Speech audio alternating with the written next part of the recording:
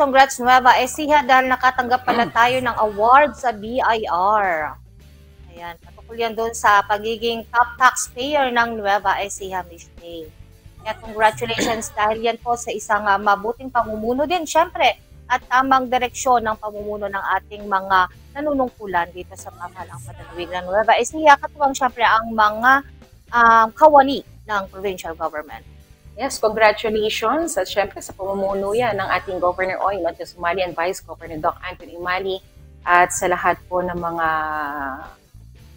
kumbaga naka-frontline, yung mga nandyan na naniningil dyan sa mga tax dito sa ating lalawigan ng Nueva Ecija. At paalala lang din, patuloy po na hinihikayat ng BIR na magbayad po ng tamang buwis sa takdang oras.